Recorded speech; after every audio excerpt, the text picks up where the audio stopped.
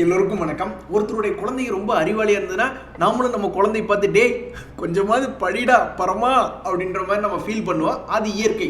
அதே மாதிரி தான் போன வாரத்தில் வெறும் 5 நாள் தான் நண்பர்களே, வெறும் 5 நாளில் ரொம்ப ஃபேமஸான பங்குகளில் பார்த்தீங்கன்னா இந்த ஏஜிஸ் லாஜிஸ்டிக்ஸ் திங்கக்கிழமை அன்னைக்கு ஒரு 400 ரூபாயில் 490 ரூபாயில் ஆரம்பிச்சுவேன், க்ளோசிங்கில் 635 ரூபா, 28% 5 நாளில் லாபம். கொச்சின் ஷிப்யார்ட் அதே மாதிரி தான், அவனும் 22% லாபம். எஸ்டபிள்யூ இந்த ஷேருக்குலாம் ஏறுதுன்னா அதுக்கு ஒவ்வொரு காரணம் இருக்குது. ரிசல்ட் ரீசன் இருக்குது, சிலது டெக்னிக்கலி பிரேக் அவுட் அப்படின்ற மாதிரி இருக்குது. இந்த ஸ்டெர்லிங் அண்ட் வில்சன் அப்படின்ற ரினியூவபிள் எனர்ஜி ஷேரும் ஓரளவுக்கு மேலே ஏறி இருக்கான். பயோகான் இது கொஞ்சம் கடன் அதிகமாக இருக்கக்கூடிய கம்பெனி தான், இருந்தாலும் இது ஒரு ஃபேமஸ் கம்பெனி தான். இவனும் ஒரு ஆல்மோஸ்ட் 16% ஏற்றிருக்காங்க. ஹட்கோ அவனும் 15% ஏற்றிருக்காங்க. நல்லா சில ஷேர்களில் உள்ள போயிட்டு வெளியே வந்திருக்கேன். ஆனால் கடைசியில் இப்படி ஒரே வாரத்தில் 28% ஏறினதெல்லாம் நான் பிடிச்சதில்லை. அதே மாதிரி சில ஷேர்கள் நல்ல லாபம் கொடுத்த பிறகு நல்லா கீழே வந்துட்டான். இந்த ஸ்பார்க் அப்படின்ற ஷேர்லாம் எடுத்து கண்ணில் பார்க்க முடியாது. இந்த ஷேரை பற்றி மட்டும் பேசிடாத, மனசு நொந்து போயிருக்கோம். பேசினீங்கன்னா இங்கேருந்து ஏதாவது ஒன்று எடுத்து விட்டெறிஞ்சிருவோம் அப்படின்ற மாதிரியான மனநிலைமையில தான் இந்த ஷேர் ஹோல்டர்ஸ் இருப்பாங்க. இதை பற்றி கெட்ட கனவா நினச்சி மறந்துடணும் அப்படின்ற மாதிரி தான் இருப்பாங்க. நோ, விடமாட்டோம், நாங்கள் இதை பற்றி நாங்கள் பேசுவோம் அப்படின்ற மாதிரி. போன வாரத்தில் பாப்புலரான ஸ்டாக் எது அதிகமாக அடி வாங்கியிருக்குன்னா இந்த சன்ஃபார்மா தான். ஆல்மோஸ்ட் 20% காலி. இதில் முக்கியமாக கவனிக்க வேண்டியது என்னன்னா, இந்த ஏஸ்டர் டிஎம் அப்படின்ற ஷேர் போன வாரத்தில் நல்ல டிவிடெண்ட் 118 ரூபான்னு நினைக்கிறேன், அதெல்லாம் கொடுத்ததுக்கப்புறம் பெரிய அளவில் ஃபால் ஆயிருக்கான். இது லாங் டேர்மில் என்ன ஆயிருக்குன்னா, இதுக்கு முன்னாடி ஒவ்வொரு முறையும் ஏதாவது ஒரு காரணத்தினால இறங்கும் பொழுது, இதுக்கு முன்னாடி ஒரு 268 ரூபா ஒரு 200 ரூபா அப்படின்னு அந்த 50 days மூவிங் ஆவரேஜை தொடும் பொழுது பெரும்பாலான சமயங்களில் திரும்பிட்டான். 2021 இதுதான் நடந்திருக்கு. கோவிட் சமயத்தில் அவனால் திரும்ப முடியாது. அவன் மட்டும் இல்லை, அவனுக்கு அப்பனே வந்தாலும் திரும்ப முடியாது. ஏன்னா பல கம்பெனிகள் கோவிட் லோவில் 50 days மூவிங் ஆவரேஜ் உடச்சு கீழே தான் போனாங்க. அதுக்கப்புறம் 2020க்கு அப்புறம் ஒரு முறை கூட பெரிய அளவில் கீழே அப்படியே படுத்து கிடந்த ஸ்டாக் இது கிடையாது. இந்த முறை ஒரு மிகப்பெரிய டிவிடெண்ட் கொடுத்துட்டதுனாலையும் அவங்களுடைய ஜிசிசி பிஸ்னஸை வெளியே வித்துட்டதுனால தானே அவங்க டிவிடெண்ட் அப்படின்றது கொடுத்தாங்க, ஸ்பெஷல் டிவிடெண்ட். அதனாலையும் இந்த ஷேர் ஏதாவது பெரிய அளவில் பாதிப்படைஞ்சு இது கீழே வருமா அப்படின்ற கேள்வி வருது. இந்த சமயத்தில் தான் ரொம்ப முக்கியமாக என்ன ஆகுதுன்னா, ஒன்றா பெரிய சோகம் அல்லது பெரிய சந்தோஷம் அப்படின்றது அடுத்த 6 மாதத்தில் காத்திருக்கு. ஒன்றா இந்த ஏஸ்டர் டிஎம் ஷேர் மறுபடியும் இதுக்கு முன்னாடி எப்படி 3 வருஷமாக சப்போர்ட் எடுத்து மேலே போனானோ அதே மாதிரி இங்கேயும் சப்போர்ட் எடுத்து போனானா இந்த வருஷத்தினுடைய கடைசியில் நம்ம பார்க்கும்போது மறுபடியும் 500 ரூபா, ஆல்மோஸ்ட் ஒரு ஷேருக்கு 150 ரூபா ஏறக்கூடிய யோகம் அப்படின்றது இவன் ஜாதகத்தில் இருக்கு. இல்லையா, ஃபைன். நெக்ஸ்ட் என்ன, ஃபால் கண்டினியூ ஆகுது அப்படின்னா என்னை பொறுத்த வரைக்கும் 200ல அதனுடைய சப்போர்ட் அப்படின்றது இருக்கு. 200 வந்துருச்சுன்னா இந்த ஷேரை ஏற்கனவே வச்சிருக்கிறவங்களுக்கு ஒரு ஏவரேஜ் பண்ணக்கூடிய வாய்ப்பாகவோ அல்லது புதுசாக இந்த ஷேரில் ஃபர்ஸ்ட் இனிஷியலாக அக்குமுலேட் ஸ்டார்ட் பண்ணலாம் அப்படிங்கிறவங்களுக்கு ஒரு வாய்ப்பாகவோ அந்த ஷேர் வரப்போகுது. நண்பர்களே, இந்தியா ஷெல்டர் அப்படின்ற ஒரு ஷேர், அதில் என்ன வருது அப்படின்னா ஒரு நியூஸ் வருது, போர்ட் மீட்டிங் அப்படின்றது 8th May வரப்போகுது அப்படின்னு. அப்போ இன்னைக்கு தேதியிலிருந்து பார்த்துட்டு இருக்கும்போது இவன் ஏதாவது ஜம்ப் அடிப்பானா, நம்மளுக்கு இந்த ஷேரை பற்றி தெரியல, இதை நம்ம கேள்விப்படல அப்படின்னாலும் இதெல்லாம் ஒரு சாதாரண ஆள் கிடையாது, டம்மி பீஸ் அப்படின்ற மாதிரி நம்ம நினச்சிக்க முடியாது. என்ன காரணம்னா, நம்ம போய் இன்வெஸ்டர்ஸில் போய் பார்க்குறோம் இந்த ஷேரில் யாரெல்லாம் முதலீடு பண்ணி வச்சிருக்காங்கன்னா, டிஐஸ் இன்ஸ்டிடியூஷன்ஸ் எல்லாம் 12% ஹோல்டு பண்ணி வச்சிருந்தவங்க இப்போ 16% அவங்களுடைய ஹோல்டிங் பர்சன்டேஜ் இன்க்ரீஸ் பண்ணியிருக்காங்க. ஸோ இந்த ஷேர் யாராவது ஆல்ரெடி வச்சிருக்காங்க அப்படின்னா என்னை பொறுத்த வரைக்கும் இந்த ஷேரினுடைய ப்ரைஸ் பேட்டர்ன் அப்படின்றது இதுக்கு முன்னாடி 685 போயிருக்கான். ஒருவேளை இந்த ரிசல்ட் நல்லா வரப்போகுது, ஃபண்ட் ரைஸ் வேற பண்ணுறாங்க, அப்போது ஒரு நல்ல மூவ்மெண்ட் அப்படின்னா இன்னைத்த தேதியிலிருந்து அவனுடைய ரிசல்ட் வர்ற வரைக்கும் அல்லது ரிசல்ட்டுக்கு அடுத்த நாளில் ஏதாவது ஒரு நாள் டபக்குன்னு ஒரு 10-20% ஏறினால், ஒருவேளை ஏறினால் அவனுடைய பழைய ரேட் 680 ரூபா வரக்கூடிய வாய்ப்பு இருக்கிறதா நான் பார்க்குறேன். நண்பர்கள், இந்த ஜென் டெக்னாலஜிஸ் அப்படின்ற ஷேர் சமீபத்தில் ஒன்றும் பெருசாக மூவ்மெண்ட்டே இல்லை. கடந்த 5 நாட்கள் பார்த்தீங்கன்னாலும் சரி, ஒரு மாதம் அளவில் பார்த்தீங்கன்னாலும் சரி, 1000 ரூபா 1020 ரூபா அப்படி தான் ட்ரேட் ஆகிட்டு இருக்கான். ஆனால் இவன் தொடர்ந்து பணம் சம்பாரிச்சு கொடுத்து கொண்டே இந்த கம்பெனி ஷேர் ஹோல்டர்ஸ்க்கு.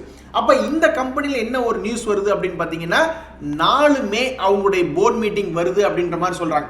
அப்போ அடுத்த வாரத்தில் ஆரம்பத்தின் தொடக்கத்திலேயே இவன்லாம் ஒரு 5% 10% பிளாஸ்ட் அவுட் ஆகிறானா அப்படின்றத பொறுத்திருந்து பார்க்கணும். ஸோ இந்த ஜென் டெக்னாலஜிஸ் அப்படின்ற ஷேர் வச்சிருக்கிறவங்களுக்கு ரொம்ப முக்கியமான நியூஸ் வந்திருக்கு. அஜூனி பயோடெக் அப்படின்ற ஷேர் ஒரு மைக்ரோ கேப் கம்பெனி ஷேர். மொத்தமே 57 கோடி தான் மார்க்கெட் கேபிடலைசேஷன். இந்த கம்பெனியில் சமீபத்தில் யாராவது வாங்கி மாட்டியிருப்பீங்க. ஆல்மோஸ்ட் இந்த ஒரு வருஷத்தில் அல்லது இந்த 6 மாதத்தில் என்ன ஆயிருக்கு அப்படின்னு பார்த்தீங்கன்னா, இந்த ஷேர் வந்து டக்குன்னு 7 ரூபா வரைக்கும் போனவன் மறுபடி 5 ரூபா வரைக்கும் போயிட்டு இப்போ 6 ரூபா 50 பைசால ட்ரேட் ஆகிட்டு இருக்கான். இப்போ இவங்ககிட்ட என்ன ஒரு நியூஸ் அப்படின்றது விடுறாங்கன்னா, 2 மே 2024 ரெக்கார்ட் டேட்டா இருக்க போகுது. எதுக்கு அப்படின்னா, ஒரு ஷேர் வச்சிருந்தா ஒரு ஷேர் ரைட்ஸ் தரோம் அப்படின்ட்டு. அப்போ இந்த ஷேரில் போய் யாராவது லாக் ஆயிருந்திருக்காங்கன்னா தற்போதைக்கு ஒரு நல்ல நியூஸ் வருது. இந்த நியூஸை வச்சுக்கிட்டு அவங்க வாங்கின ரேட்டோ அல்லது அதுக்கும் மேலேயோ வந்ததுன்னா சந்தோஷம்தான். நல்ல பெரிய லெவலில் வால்டிலிட்டி பண்ணக்கூடிய பங்கு அந்த வைனாஸ் விண்ட் எனர்ஜி, அதுவும் ஒரு நல்ல வால்டிலிட்டியான பங்கு தான். அவங்களுடைய போர்ட் மீட்டிங்கு 3 மே அப்படின்ற மாதிரி வருது. ஸோ இது அந்த தேதியிலையோ அல்லது அதுக்கடுத்த தேதியிலையோ ஒரு பெரிய மூவ்மெண்ட் காட்டக்கூடிய ப்ராபபிலிட்டி அப்படின்றது இருக்கு. நண்பர்களே, இன்னும் ஒரு மாதம் தான், இந்த இன்னொரு 15 நாள் தான். 15 நாளுக்கு அப்புறம் இந்த மாதிரிலாம் நியூஸ் எதுவும் வராது. அவங்க போர்ட் மீட்டிங் நடக்குது, ரிசல்ட் விட போகிறாங்க அப்படி இப்படின்ட்டு. ஸோ இந்த 15 நாளுக்குள்ளே நம்ம போர்ட்ஃபோலியோவில் இருக்கக்கூடிய ஸ்டாக்குகளுக்கு இந்த மாதிரி ஏதாவது போர்ட் மீட்டிங் ரிசல்ட்ஸ் வருது அப்படின்ற சமயத்தில் ஏதாவது ஒரு 10-20% ஒரே நாளில் ஜம்ப் அடிச்சா தான் ஆச்சு. இல்லைன்னா அப்புறம் எல்லாம் நீட்டி படுத்துக்குவான்னு ஒரு மாதத்துக்கு. அப்புறம் மறுபடியும் ஏதாவது அடுத்த ட்ரிகர். ஏன்னா நம்ம வச்சிருக்கிற ஷேர்ல டெய்லி ஆர்டர் கிடைச்சுன்னு நியூஸ் விடுறாங்களா? கிடையாது. இல்லை மேனேஜ்மெண்ட்ல ஏதாவது சேஞ்ச் நடக்குது நியூஸ் வருதா? கிடையாது. இல்லை உங்களுக்கு ஏதாவது போனஸ் ரைட்ஸ் கொடுக்குறாங்கன்னு ஏதாவது நியூஸ் வருதா? கிடையாது. ஏன்னா நம்ம ராசிக்கு நம்ம எடுத்து வச்சிருக்கிற ஷேர்ல அந்த மாதிரி ஏதாவது ஒரு முட்டுச்சந்தில் போய் கம்முன்னு அமைதியாக உட்காந்துக்கிற மாதிரி இருக்கு. எப்பவோ ஒரு இடம் 3 மாதத்துக்கு ஒருக்க இந்த மாதிரி நியூஸ் வரும் பொழுது அவன் 10-20% ஏறினா அதில் ஒரு கிடைக்கக்கூடிய ஒரு சந்தோஷம் தான். அதுக்கு இது போன்ற ஸ்டாக்குகள், பெயர் போன ஸ்டாக்குகளாக இருக்கணும். இந்த மாதிரி Inox wind energy, Zen technology, India shelter finance, ஏதாவது எஃப்ஐஎஸ்டிஎஸ் அதிகமாக வச்சிருக்கக்கூடிய பங்காக இருக்கணும். பொதுவாக ஸ்விங் ட்ரேடிங் பண்ணுறவங்க அவங்க ஏதாவது ஒரு அனலைஸ் பண்ணி அவங்க கண்ணுக்கு ஏதாவது ஷேர் மேலே ஏறுற மாதிரி தெரிஞ்சுதுன்னா, ஒரு உதாரணத்துக்கு இந்த ஆர்பிஏ அப்படின்ற ஷேர் ஒன்று நம்ம பார்க்குறோம். இவங்க இது ஒரு வேலை ஏறுவானோ அடுத்த வாரத்தில் அப்படின்ற மாதிரி அவங்க யோசிச்சாங்கன்னா, அவங்க என்ன பண்ணுவாங்கன்னா, சமீபத்தில் வந்த ஸ்விங் லோ, போன வாரத்தினுடைய லோ என்ன அப்படின்ற மாதிரி பார்த்துக்கிட்டு அந்த லோ வந்து ஒரு ஸ்டாப் லாஸாக போட்டு விட்ருவாங்க. ஒரு உதாரணத்துக்கு 95 ரூபா அப்படின்ற மாதிரி ஒரு ஸ்டாப் லாஸ் போட்டுருவாங்க. எக்காரணத்தை கொண்டு 5% மேலே லாஸ் பண்ண மாட்டாங்க. ஒருவேளை மேல் நோக்கி ஒரு 113 ரூபா வருது அப்படின்ற மாதிரி இருந்தால் வித்துட்டு ஓடிடுவாங்க.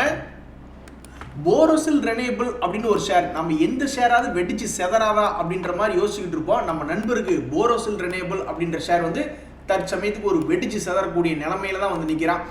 கூடிய விரைவில் இவன்லாம் வந்து ஒன்னா பழையபடி ஒரு 650 அல்லது கீழே 350 இவன்லாம் நிற்கக்கூடிய ஆளே கிடையாது. 3 மாதம் கழிச்சு பார்க்குறோம். ஜூன் மாதத்தில் பார்க்கும்போது இவன் ஒன்னா ஒரு 700 அல்லது ஒரு 400 இருப்பான் அப்படின்ற மாதிரி தான் என்னுடைய நம்பிக்கை. ஆஹா, இங்க பாருங்க, கில்லாடிக்கு கில்லாடி அவனுடைய ஆயுதத்தை புடுங்கி அவனையே போட்டார் அப்படின்ற மாதிரிலாம் சில இடத்துல சொல்லுவாங்க.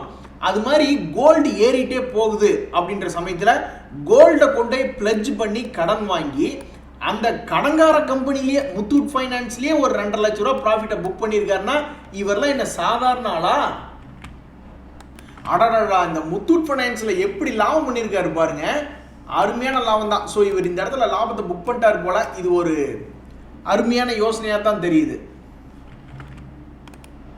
இனி இந்த ஷேர் இதை பிரேக் அவுட் பண்ணி போனால் எனக்கு என்ன கவலை, மறுபடியும் கீழே வந்தால் எனக்கு என்ன கவலை அப்படின்ற மாதிரி இதிலிருந்து ரிலீவ் ஆயிட்டாப்ல. நண்பர்களே, தற்போதைக்கு 400 லட்சம் கோடி அப்படின்றது நம்மளுடைய ஷேர் மார்க்கெட்டினுடைய கேபிட்டலாக இருக்குது அப்படின்றது ஒரு கணக்கு, ஒரு ரஃப் கால்குலேஷன் வச்சுங்களேன். அதில் வந்து ஒரு 50 லட்சம் கோடி நம்மளுடைய டிஐஸ் வச்சுருக்காங்க. இன்னொரு 50 லட்சம் கோடி நம்மளுடைய ஃபாரினர்ஸ் எஃப்ஐஸ் அப்படின்றவங்க இன்வெஸ்ட்மெண்ட் பண்ணி வச்சுருக்காங்க. மற்றதெல்லாம் வந்து ப்ரொமோட்டர்ஸ் இருக்காங்க, ரீட்டைல் பீப்புள் இருக்காங்க, இன்சூரன்ஸ் கம்பெனிஸ் இருக்காங்க, பேங்க்ஸ் இருக்காங்க, பெரிய பெரிய இன்ஸ்டிடியூஷன்ஸ் இருக்காங்கன்னு மற்றவங்கெல்லாம் அதை ஆக்குபை பண்ணுறாங்க. அவங்க யாருமே பெருசாக வாங்கி விற்கிறது கிடையாது. டெய்லி ஓயாமல் வாங்கி விற்கிறது யாருன்னா இந்த 2 பேர் தான். டிஐஸும் எஃப்ஐஸும் தான் நம்மளுடைய ஷேர் மார்க்கெட்டில் பண்ணுறாங்க. இப்போ 2 பேரும் ஈக்குவலாக இருக்காங்க. டிஐஸும் சரி எஃப்ஐஸும் சரி ரொம்ப ஈக்குவலாக இருக்காங்க.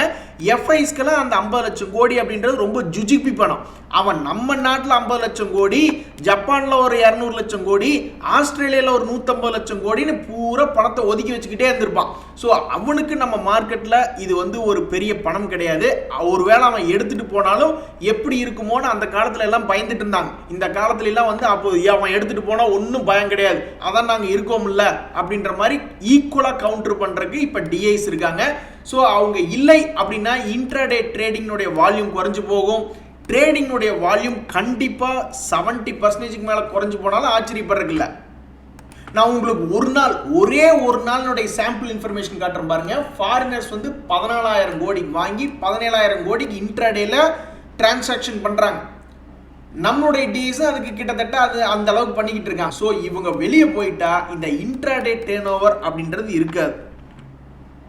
நம்ம நாட்டில் எப்படி ரீட்டைல் பீப்புள், ஹெச்என்ஐஸ், அந்த மாதிரி அஃப்ளூயன்ட்னு நிறைய கேட்டகரி இருக்கோ, அதே மாதிரி அங்கேயும் சின்ன மீன், பெரிய மீன், அதை விட பெரிய திமிங்கலம்னு இருக்கு. நம்ம எப்படி பணத்துக்கு ஒருத்தர் ஏமாத்தி இன்னொருத்தர் எடுக்கிறோம் அப்படின்ற மாதிரி இன்ட்ராடேல ப்ளே பண்றோமோ, அது மாதிரி நம்மெல்லாம் அவங்களுக்கு ஒரு பொருட்டே கிடையாது. வெளிநாட்டுக்காரங்களே அவங்களுக்குள்ளேயே ட்ரேடிங் பண்ணி எவன் பணத்தை யார் எடுக்கலாம் அப்படின்ற மாதிரி போயிட்டு இருக்கு. அதனுடைய ட்ரேடிங் வால்யூம் தான் இது. ஸோ எஃப்ஐஎஸ்னுடைய பங்களிப்பு இல்லைன்னா இந்தியாவில் வந்து ஒரு சின்ன பெரிய வெற்றிடம் அப்படின்றது வந்துடும். ஆல்மோஸ்ட் 50 to 70% நம்மளுடைய இன்ட்ராடே ட்ரேடிங் வால்யூம்லாம் கும்பா பாடிடும். ஆனால் அவங்க போக மாட்டாங்க. ருசி கண்ட போனை ஓடி போகுமா? போகாது. அது மறுபடி நம்ம காலக்கடியிலேயே தான் வருண்டு அப்படின்ற மாதிரி அவங்கெல்லாம் வந்து மேபி கேஷ் மார்க்கெட்டில் இன்வெஸ்ட்மெண்ட்டுக்கு கம்மி பண்ணாலும் ட்ரேடிங்கெல்லாம் அவங்க நம்மளை விட்டு வெளியே போக மாட்டாங்க. ஆனாடா என்னங்க நம்ம நண்பருக்கு இன்ஃபர்மேஷனே போய் சேரல, காந்தி தாத்தா செத்துட்டாரா அப்படின்ற மாதிரி கேட்குற மாதிரி இருக்கு.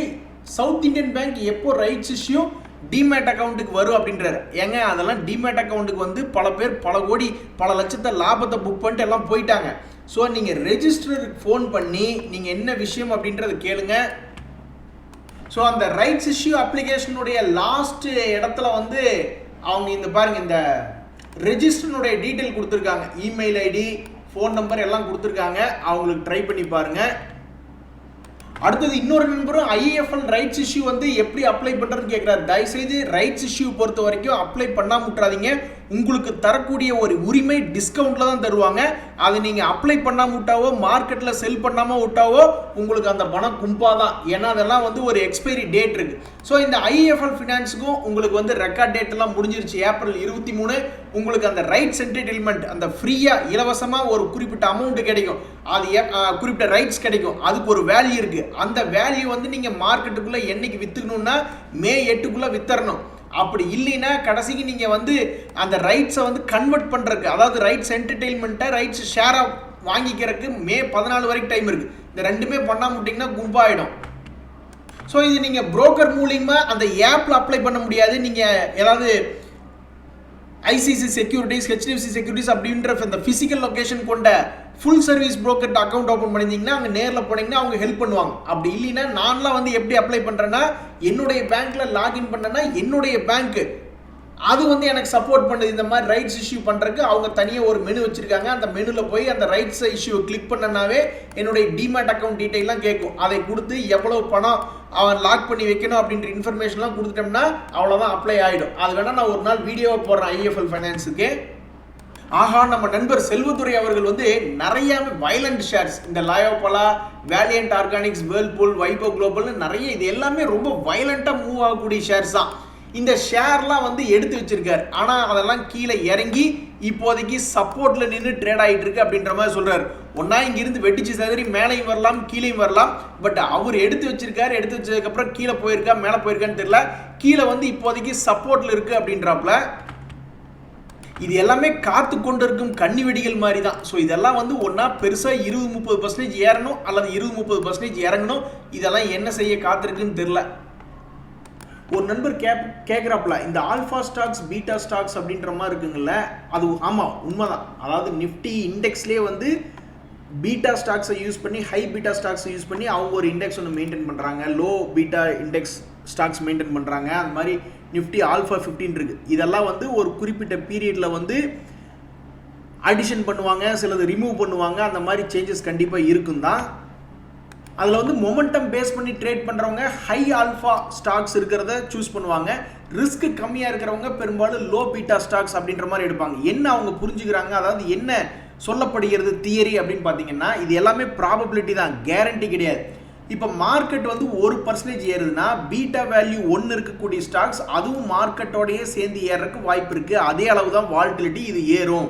அதை விட பெருசாக ஏறாது அல்லது பெருசாக இறங்காது அப்படின்றது லோ பீட்டா ஸ்டாக்ஸுக்கு உண்டான ஒரு வரைமுறை. அதே மாதிரி ஹை ஆல்ஃபா ஸ்டாக்ஸ்னா மார்க்கெட் இவ்வளோ தூரம் தான் ஏறி இருக்கு அப்படின்னா அதை விட அதிகமாக வந்து பர்ஃபார்ம் பண்ணும். அவன் 1% ஏறினா இவனு 1% ஜாஸ்தியாக ஏறி இருப்பான் அப்படின்றதான் ஹை ஆல்ஃபா ஸ்டாக்ஸ். ஸோ நானாக இருந்தேன்னா என்னுடைய ட்ரேடிங்கை பொறுத்த வரைக்கும் நான் இந்த ஹை ஆல்ஃபா ஸ்டாக்ஸை தான் நான் சூஸ் பண்ணுவேன். ஸோ இந்த ஹை ஆல்ஃபா ஸ்டாக்ஸ்னு எடுத்து பார்த்தோம்னு வச்சுங்களேன், பெரும்பாலும் ரொம்ப ஓவராக ஆடக்கூடிய ஸ்டாக்காக தான் இருக்கும். இந்த டிக்ஸானு, ஐஆர்எஃப்சி, ஓஎஃப்எஸ்எஸ், பிரஸ்டீஜ் இவங்கெல்லாம் ஒரு இடத்துல அடங்கக்கூடிய ஆட்களே கிடையாது. ஸோ மார்க்கெட்டை பெரும்பாலும் இதெல்லாம் அவுட் பெர்ஃபார்ம் பண்ண ஸ்டாக்குகளாக தான் இருக்கும். ஆனால் அது ஹிஸ்ட்ரி, வரலாறுல. ஆனால் எதிர்காலத்தில் அதே மாதிரி அவுட் பெர்ஃபார்ம் பண்ணுமா அப்படின்றதுக்குலாம் எந்த விதமான கேரண்டியும் கிடையாது. சரி நண்பர்களே, இன்றைய தகவலும் உங்களுக்கு உதவியாக இருந்ததுன்னா எனக்கு சந்தோஷம் தான். ரொம்ப நன்றி, வணக்கம்.